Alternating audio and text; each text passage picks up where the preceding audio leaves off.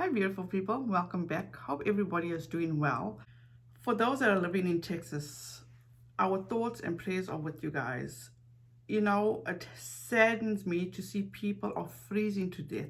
People are starving. They don't even have the bare necessities. They don't have water. To sit in my lounge and watch TV and see people standing in long lines just waiting to get bare necessities, waiting to get water. It's unimaginable. It truly is so unimaginable. My dad calls me every single day and we have the discussion. And I'm like, and as I said to my daddy, so I said, Dad, we see this at home, being from a third world country. To sit here and watch this happening in the United States of America, it just makes no sense. It absolutely makes no sense. But you know what? At the end of the day, we've got to stand together and help those people in Texas because they truly, truly need the help. It's not about this one, it's not about that one. Right now, it's about the people in Texas that need that help. I will leave links how you can help people, how you can donate, all that kind of stuff, because right now they truly need our help. So you guys in Texas, please know that we are praying for you guys. We have you in our thoughts and prayers every single day. It's just so hard to even function daily, when you hear how many people are dying, freezing to death, how many people are starving, they don't have no food, they have no electricity, no water. They're trying to do whatever they need to do to survive, people. This is just not right. This is the United States of America. This is absolutely unacceptable. So you guys, I'm going to skip the whole YouTube thing because at the end of the day, my heart is just so sore. There's only so much I can do. And there is a friend that I'm trying to reach in Texas and I just cannot seem to get hold of her. So I am so saddened and I'm keeping my faith and just waiting just for that message from her because it's just heartbreaking. So you guys, well, once again we have another filing from KJ and her attorney Michael Brown. And basically, before I get into the video, let me make my quick disclaimer because Lord knows I cannot have KJ coming and suing me because I have college fees to pay for the next umpteen years. So anyway, you guys, please do not take what I talk about in this video as fact. Please feel free to do your own research. The things that I talk about is my own thoughts, my observations, and feel free to do your own research and come up with your own conclusions. So anyway, so yesterday, February 18th, there was another filing made, and it was defendant's motion to qualify counsel to continue representation, which means can Brown still represent KJ because of the whole Lorianne situation, conflict of interest and all that BS. So let's just refresh our memories, okay? First of all, remember February 2nd, the judge told them, all this back and forth BS needs to stop. You'll need to learn to communicate. You'll need to learn to work together, because all this back and forth is just not working out.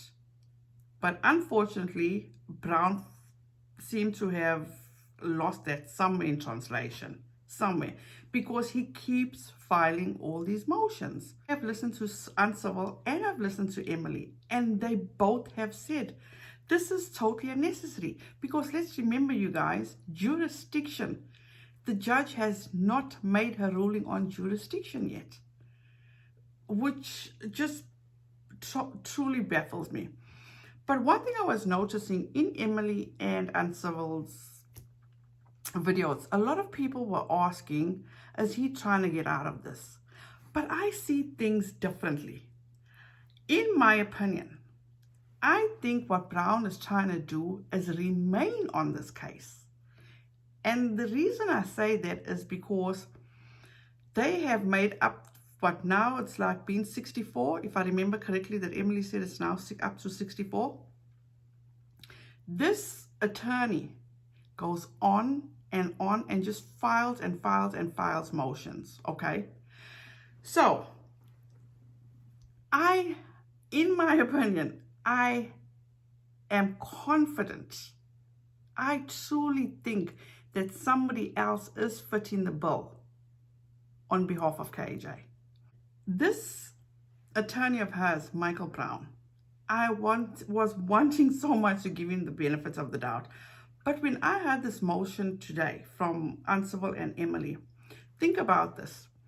Why is he fighting so hard now to stay on this case?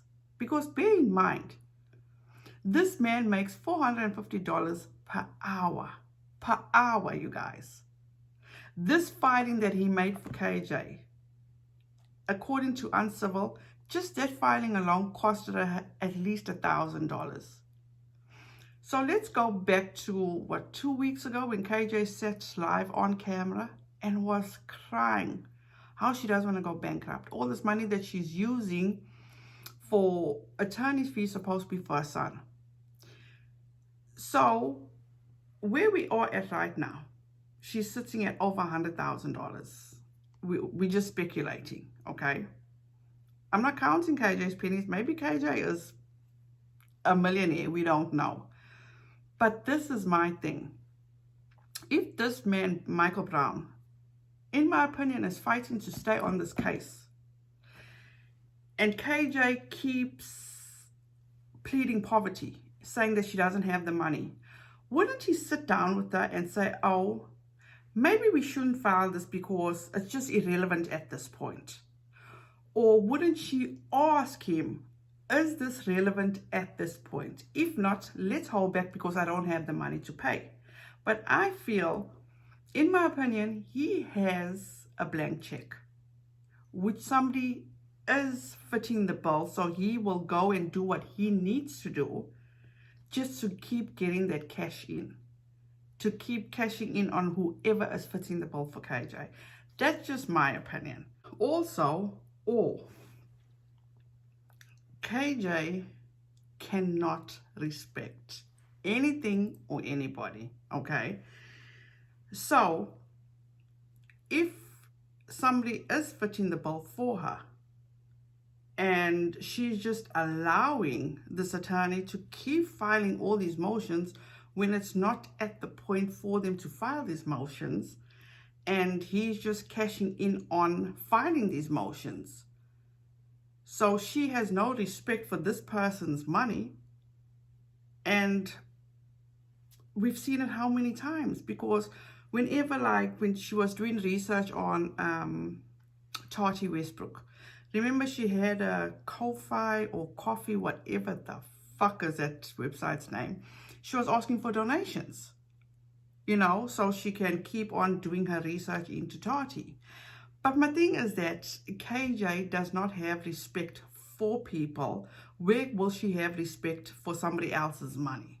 It's just a thought. I'm just putting my opinion out there. I'm not saying this is true, but it's just, you guys, I've dealt with an attorney, not in a case to this or even close to this. I'm talking about our immigration attorney.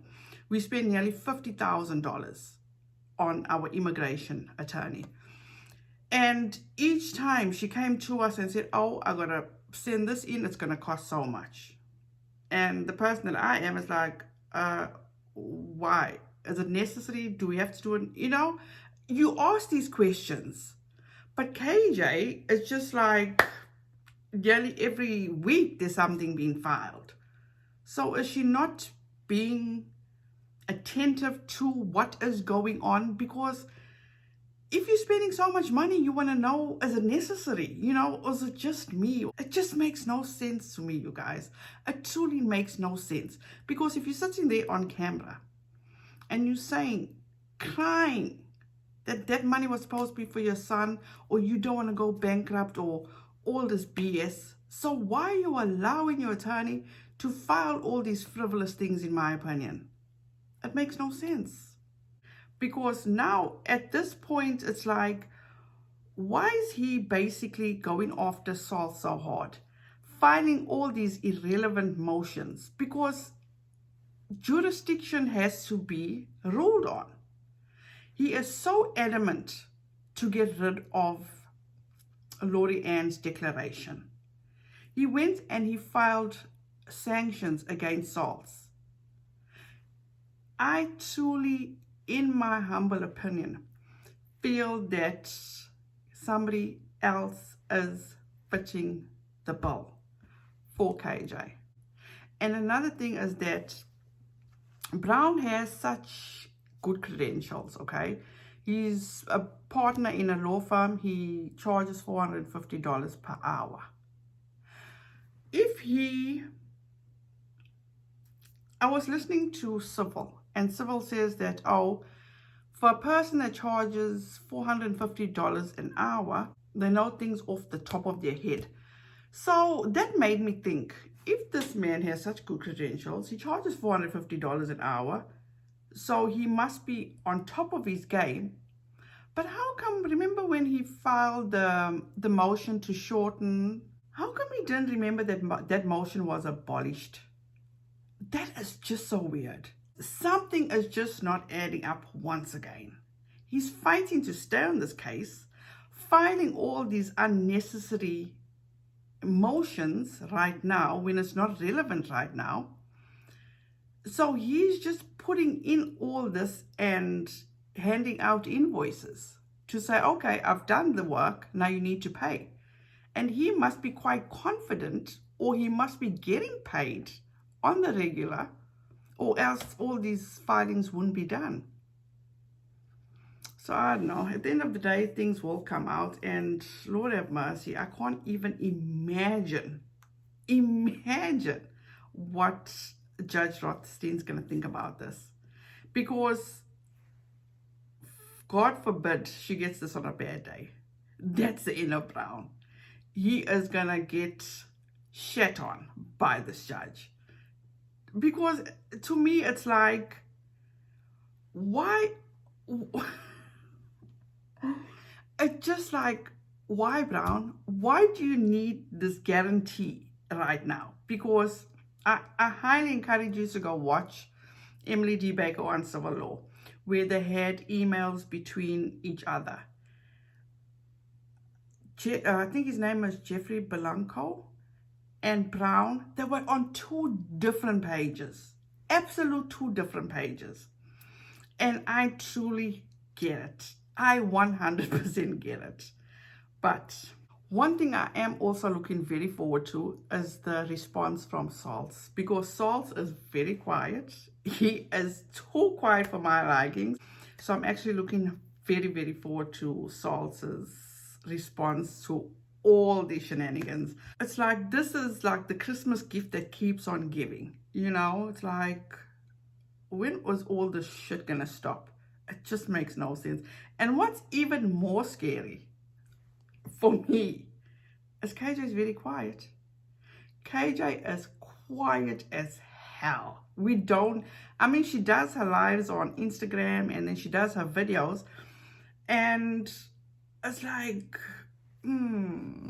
was she told, you need to stop talking or else I'm going to stop paying these bills, in my opinion? Or has she finally got it? I don't know. We just got to wait and see what's the next motion. I just want to thank a certain person, and she knows who she is, because I don't know if she wants to be named, but she actually DM'd me on Instagram and told me like there was another filing. So I truly appreciate you. You are amazing. Thank you so much. But you guys, that's it from me. I hope you guys have a fantastic weekend. Please be safe out there, you guys. And to those people in Texas, once again, we are thinking about you guys. We are praying for you guys. You are not alone. And I hope things get back, electricity comes back on, and you know, you'll get what you'll need.